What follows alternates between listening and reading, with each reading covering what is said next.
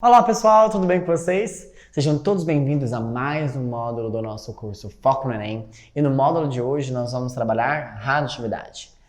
Como eu já havia dito para vocês, nós vamos colocar aqui as informações essenciais que você não pode ir para a prova do Enem sem saber. Vamos lá? Bom, quando nós falamos a respeito de radioatividade, entenda que é a área da química que vai estudar as emissões, vou até colocar aqui, estuda as emissões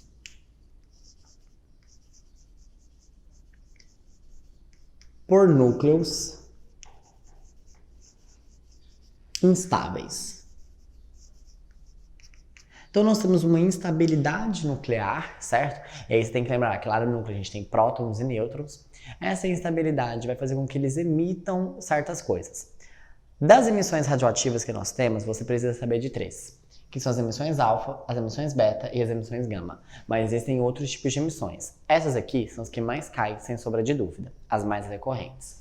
Quando nós falamos a respeito da emissão de uma partícula alfa, é importante que você entenda que é uma partícula que tem 4 de massa e 2 de carga, ou seja, é uma partícula carregada positivamente. Ela é formada por 2 prótons e 2 nêutrons, tudo bem? E aí, quando um núcleo ele emite uma partícula alfa, o que vai acontecer? Vou colocar aqui basicamente aqui embaixo, ó.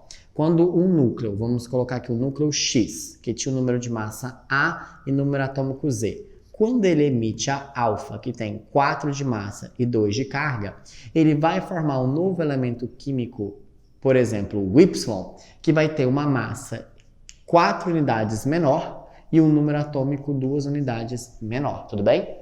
Um ponto importante sobre a alfa é que ela tem alto poder de ionização, justamente porque ela é uma partícula carregada positivamente, logo ela consegue arrancar elétrons facilmente. Segundo ponto, ela tem baixo poder de penetração, tudo bem? Por quê? Por ela ser uma partícula com massa pesada, ela tem dificuldade de penetrar certas estruturas. Então, uma fina lâmina, uma simples folha de papel já consegue conter essas partículas alfa aqui. Já as partículas beta, também chamadas de elétron, aí você fala assim, João Vitor, mas não era emissão por núcleos, lá no núcleo, como é que vai emitir uma beta, um elétron, que tem 0 de massa e menos 1 de carga? Excelente pergunta. Essa emissão é graças à desintegração de um nêutron. O nêutron se desintegra, ele vai rachar, digamos assim, produzindo um próton, um elétron e um neutrino. E aí, esse elétron que o nêutron produziu é o que nós chamamos de partícula beta. Então, quando o núcleo, pessoal, ele emite beta, o que vai acontecer? Ele vai produzir um novo elemento, isóbaro a ele, porque permanece o número de massa, permanece o número intacto, tudo bem? Porém, o número atômico vai crescer uma unidade. E faz sentido crescer uma unidade, porque esse nêutron, ele racha e produz mais um próton. Por isso, o número atômico aumenta uma unidade, liberando ali pra gente a partícula beta. Observem, ó, que Z mais 1 menos 1 volta aqui, certo? E o A mais 0, A. A mesma coisa aqui, né? 4 com mais A menos 4, volta no A. E 2 com Z menos 2, volta no Z. Tudo bem? A partícula beta, ela tem um poder de ionização menor do que a partícula alfa, só que o poder de penetração dela já é maior. Tem uma massa menor, enfim. Então, o poder de penetração, quando comparada com a alfa, já é maior. Aqui a gente precisa de algumas lâminas, por exemplo, de alumínio, já consegue conter ela, mas a folha de papel ela consegue atravessar, beleza? Já a emissão gama, que tem 0 de massa e 0 de carga, não é uma partícula, é uma onda eletromagnética, tudo bem? Essa aqui tem massa. Essa aqui é bem desprezível, mas tem, e essa aqui também. Por isso é chamado de partícula alfa e partícula beta. Isso aqui é a onda gama, radiação gama. O que acontece, meus queridos? É uma radiação extremamente energética, tem um comprimento de onda muito baixo, consequentemente a frequência dela é alta e ela tem muita energia acumulada. O poder de penetração dela é muito alto. Ela consegue penetrar as nossas células, consegue entrar no nosso núcleo, consegue modificar, por exemplo, o nosso DNA, gerar mutações, X-Men... Aqui explicando, né? Vocês já viram, né? Já tô até com a camisa da Umbrella Corporation aqui. Mas, zoando. O que acontece, gente? Quando a gente fala a respeito da radiação gama, é importante que você entenda que ela é extremamente nociva. para os seres humanos, porque ela causa câncer, causa mutações gênicas, então justamente associada pelo fato dela, como ela é muito pequenininha, o comprimento de onda dela é muito baixo, ela consegue penetrar muito. E como o comprimento dela é muito pequenininho, a energia, a frequência dela é muito alta. Consequentemente, ela tem energia suficiente para ionizar, quebrar ligações químicas, tudo bem? Então, é uma situação bem perigosa. E aí, um ponto importante, essa radiação aqui, ela não modifica o núcleo, apenas diminui a energia dele, belezinha? Bom, um outro ponto importante sobre a radioatividade que vocês precisam saber é a cinética radioativa, que está ligada com esse tempo de meia-vida. O que é esse T sobre 1 sobre 2? É o tempo de meia-vida. É o tempo necessário para consumir metade da amostra inicial que você tinha. Aí você vira e fala assim, tem uma amostra de certo material radioativo que ele tem 1 grama e levou-se 5 anos para chegar a 0,5. Ou seja, levou 5 anos para reduzir a metade. Então, 5 anos é o tempo de minha vida. Aí o aluno pensa, se em 5 anos consumiu 0,5, daqui 5 anos zerou, não tem mais material radioativo. Uhul!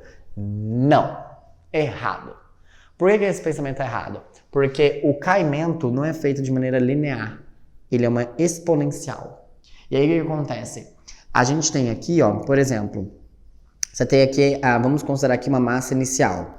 Quando você chegar numa massa igual a metade do que você tinha no início, você vai ter aqui, ó, o tempo de meia-vida. Quando você chegar na metade dessa metade, ou seja, a 1/4 do início, a gente consegue observar que corresponde ao mesmo tempo de meia-vida. Ou seja, 2 vezes o tempo de meia-vida se passaram aqui. E assim sucessivamente. Então, o que a gente observa? Que o tempo de meia-vida é o tempo necessário para consumir metade do que você tinha. Então, se 5 anos você levou para consumir 1 grama para 0,5, daqui 5 anos você vai sair de 0,5 e vai para 0,25. Daqui 5 anos você vai sair de 0,25 e vai para 0,125. E assim sucessivamente. Por isso que falam que o lixo radioativo, ele nunca deixa de ser radioativo. Por quê? Propriedade exponencial. Esse gráfico aqui nunca vai encostar esse eixo. Então vai existir um valor pequeno, mas vai ter da sua amostra. Então, por exemplo, se você tem lá, mudando o exemplo, 100 gramas de um material radioativo e ele levou, sei lá, 10 anos para consumir a metade, então você chega a 50. Só que com mais 10 anos, você consome a metade do que você tinha. Então, 25. E assim, sucessivamente. E aí tem como a gente fazer algumas contas. Se você quiser descobrir a massa final em relação à massa inicial, basta usar essa fórmula. Ó. A massa final é igual à massa inicial dividido por 2 elevado a x. E o que é x? É o número de meias-vidas que se passaram. Quantas meias-vidas se passaram? Aí você fala, tá, e como é que eu vou calcular o número de meias-vidas que se passaram? Usa essa fórmula aqui, ó. O tempo total, que eu chamei aqui de período, P, é igual ao número de meia-vidas multiplicado pela quantas meias-vidas se passaram. João Vitor? Aqui, ó. Se eu falo pra vocês que uma amostra radioativa, ela tá lá, essa daqui, ó, há 30 anos. Então, período, tempo total, 30 anos. E eu falo que o tempo de meia-vida é 10, então passa dividindo, 30 dividido por 10, quantos tempos de meia-vida se passaram? 3. Então, a amostra final, a massa final, vai ser igual à massa inicial, dividido por 2 elevado a 3. Certo? Então, é uma conta bem legal que a gente pode fazer para descobrir massas finais. Beleza, então não se esqueçam a respeito do tempo de meia-vida, que degrada sempre a metade da quantidade que você tem. E por isso que a gente tem um dos grandes problemas, além das emissões e dos prejuízos que ela causa para a nossa saúde, é a questão que o lixo radioativo ele tem uma degradabilidade bem complicada de ser estudada. Certo? Até hoje nós não conseguimos mudar essa situação aqui. Imagine se a gente conseguir tratar, por exemplo, lixo radioativo e criar alguma coisa de tal forma que o lixo radioativo deixe de ser radioativo, com um processo viável, economicamente falando. Nossa, ia ser bacana. Quem sabe, né? Um outro ponto importante sobre a radioatividade que a gente tem que discutir é a respeito da datação, ou seja, quantos anos tem esse osso aqui? E aí, como é que a gente faz essa ideia? É a datação com carbono 14. Pessoal, um ponto importante, toda vez que a gente fala carbono 14, Césio 137, oxigênio 18, o número que vem na frente é o número de massa, tudo bem?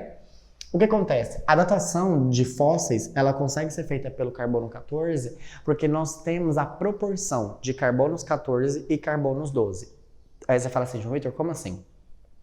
Se eu tiro, por exemplo, uma amostra do osso, eu vou conseguir ter ali a proporção de carbono 12 e carbono 14. A gente tem essa proporção. Ela é uma distribuição natural. E aí o que acontece? O carbono 14, diferentemente do carbono 12, ele é radioativo. O que isso quer dizer? Que ele faz uma transmutação natural. Ele libera uma partícula beta, transformando-se em nitrogênio 14. E por meio dessa liberação, a gente consegue descobrir a idade. Por quê? Essa reação aqui tem um tempo de meia-vida de aproximadamente 5.700 anos. Então, por meio da relação da quantidade de carbono que resta no seu organismo, a gente consegue fazer essa relação. Você fala assim, Vitor, não entendi. É assim, ó. A gente pega, por exemplo, uma amostra de osso e analisa quanto de carbono 14 tem ali e compara com quanto de carbono 12 tem. Porque a proporção entre eles é conhecida. A gente sabe de, olha, para tantos carbono 12 tem que ter isso aqui. Porque o carbono 12, diferentemente do 14, ele não é radioativo. Então, conhecendo essa proporção, você fala, olha, na minha amostra tem tanto de carbono 12. Então, você sabe quanto que tinha no início. Sabendo quanto que tinha no início e quanto tem agora, você consegue descobrir o quanto que degradou. E aí você consegue descobrir, por exemplo, a idade. Um outro processo também é medir quantas radiações beta esse osso, por exemplo, está liberando. Quantas radiações beta ele está liberando aí? Mede essa quantidade de radiações betas que ele está liberando e por meio do cálculo a gente consegue também descobrir essa ideia. Interessante, né? Um outro ponto importante que vocês também não podem deixar de estudar para a prova do Enem é os processos de reações nucleares no que diz respeito à fissão nuclear e à fusão nuclear. A fissão nuclear é você pegar um átomo grande e rachar, fracionar ele em dois menores, liberando energia. Isso aqui é o processo utilizado nas usinas nucleares e foi o processo utilizado na bomba nuclear. O que você precisa saber sobre esse processo? Esse processo aqui usou urânio 235. E quando ele pegou o urânio, ele bombardeou o urânio com um nêutron, deixando esse núcleo aqui instável. E aí o que acontece? O nêutron tem 1 de massa e 0 de carga. Ao bombardear o urânio, ele racha produzindo bário e criptônio. Só que ao rachar, ele libera mais 3 nêutrons. E aí essa reação é dita em cadeia. Aí você fala, dita em cadeia por quê? Porque um nêutron vai, ataca outro urânio, que libera mais 3, que ataca outro urânio, que libera mais 3 nêutrons, que vai atacando outros núcleos de urânio, e assim sucessivamente. Porque o que acontece? Um dos produtos formados aqui, ó, além do bário e do criptônio, é a presença de nêutrons. Libera. E eles voltam, atacam outros urânios, e isso dá uma reação cadeia. Então, o que acontece aqui? Quando nós comparamos a ideia da fissão nuclear com a ideia da fusão, qual que é a diferença básica? Enquanto na fissão nós temos ali um átomo grandão rachando, produzindo 2 menores, a fusão é o contrário. Você tem 2 menores se unindo para formar um grandão. E aqui, ó, se me permite, eu vou colocar aqui, ó, um E bem maior para evidenciar o quê? Que a energia liberada numa fusão é muito maior do que liberada numa fissão.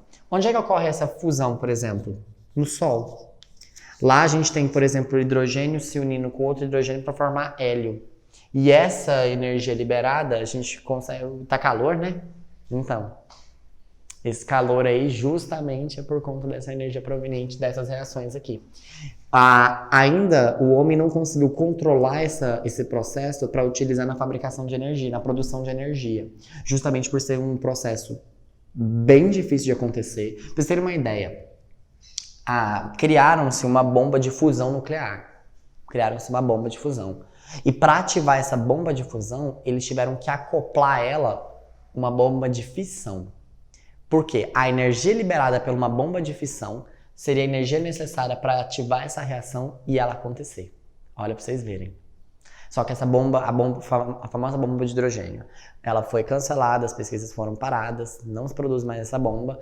Pelo menos a gente espera que não esteja sendo produzida, justamente por conta das devastações catastróficas que ela poderia acontecer. Ela não foi utilizada como armamento bélico, igual eu expliquei para vocês, porque a quantidade de energia liberada numa fusão é muito maior do que numa fissão. E aí lembrem-se, a fusão nós temos 2 núcleos menores se juntando para formar um grandão, enquanto na fissão nós temos o processo inverso, um núcleo grande rachando, produzindo 2 menores. Belezinha? E aí um ponto importante, né? Quando a gente fala a respeito das usinas nucleares, entenda, gente, como é que ocorre esse processo? Você tem lá o processo de fissão, você tem um reator, onde vai liberar essa energia que vai ser utilizada para aquecer a água. A água evapora, esse vapor movimenta uma turbina, está ligado a um gerador, consequentemente gera energia elétrica. Um ponto importante das usinas nucleares é que elas utilizam um sistema de resfriamento dessa água que foi aquecida para reutilizá-la novamente. Ou seja, eles condensam o vapor para voltar a ser aquecido novamente, movimentar a turbina, condensa e fecha o ciclo. E como é que eles resfriam esse vapor? Com outra água, que geralmente eles captam de um rio, de um lago. E aí muita gente fala, a água vai ficar radioativa. Gente, a água não fica radioativa, ela não tem nem contato com o reator. Ela tem contato só com aquela água que aqueceu. Então, vai, resfria ela e devolve essa água que eles captaram para o ambiente. Só que aí tem um probleminha. Essa água que eles captaram, por exemplo, tinha lá 30 graus Celsius. Devolve ela com uma temperatura maior. Isso é o que nós chamamos de poluição térmica. Aí teve uma época que estava soltando umas notícias que no local onde eles estavam devolvendo a água, estava morrendo uns peixes, se eu não me engano, alguma coisa assim. Aí o pessoal falou, gente, é radioatividade, que eu não sei o que tem, vamos fechar as usinas e ppp. Não. Foi só um impacto gerado pela poluição térmica. O que acontece? Quando você aumenta a temperatura das águas, você diminui a solubilidade de gases, de oxigênio, por exemplo. Consequentemente, haveria competição e gerou esse processo. Por isso, os peixes ali, a fauna ali, estavam morrendo. Beleza? Bom, espero que você tenha anotado essas informações e guardado no seu caderno. Agora, como de praxe, vamos resolver algumas questões que caiu no Enem para fixar essas informações. Saca só no próximo vídeo.